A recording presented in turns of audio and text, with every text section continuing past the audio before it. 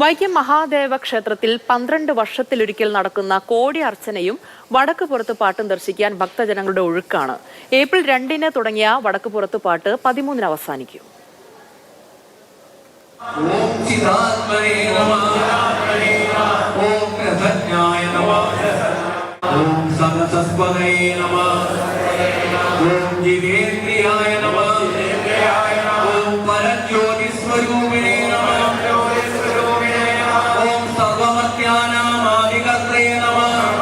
രാത്രി 8:30-യോടെ ശ്രീമൂലസ്ഥാനമായ കൊച്ചാലം ചുവട് സംഗീതത്തിലെ വിശേഷൽ പൂജകൾക്ക് ശേഷം കൊടുങ്ങല്ലൂരമ്മ ആനപ്പുറത്തെഴുന്നള്ളും. വ്രതമെടുത്ത് കുത്തുവിളക്കേന്തിയ 101 സ്ത്രീകൾ ദേവിക്ക് അകമ്പടി സേവിക്കും.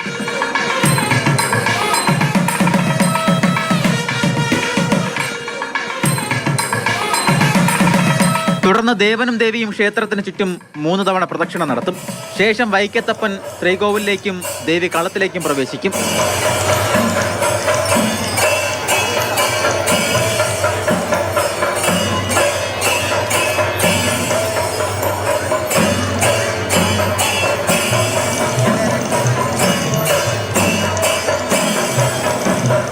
പുതുശ്ശേരി കുടുംബത്തിലെ കുറുപ്പന്മാർ കളംപൂജ നടത്തിയതിനു ശേഷം കളംപാട്ട്.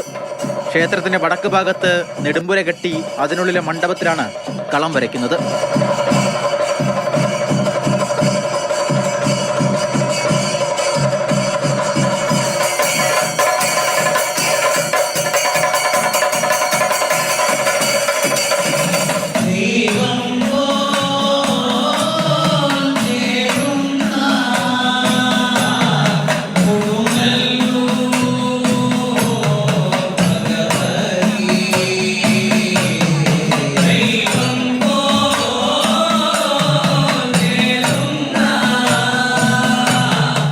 നിലവിൽ ഒരു 12 വരെ 1 മണിക്ക് തുടങ്ങുന്നുണ്ട്. 7 മണിയോടുകൂടി തീരണു.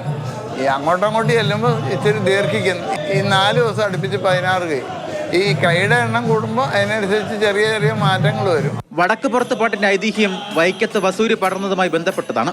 ആ അസുഖത്തിന്റെ പരിഹാരാർത്ഥം ഇവിടുത്തെ ഭക്തജനങ്ങളും രാജാവും എല്ലാവരും കൂടി കൊടുങ്ങല്ലൂർ ഭജനം ഇരുന്ന് അങ്ങനെ ഭഗവതിയുടെ സാന്നിധ്യം വൈക്കത്തുണ്ടാവും.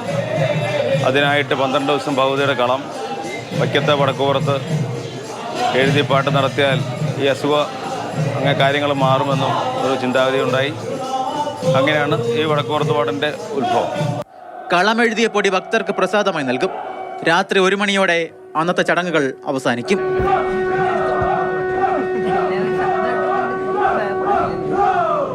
അഭിലാഷ് ചിറക്കടവനും ജോബിൻ തേക്കടിക്കുമൊപ്പം Shinoj S T, Mathrubhumi news, Kottayam.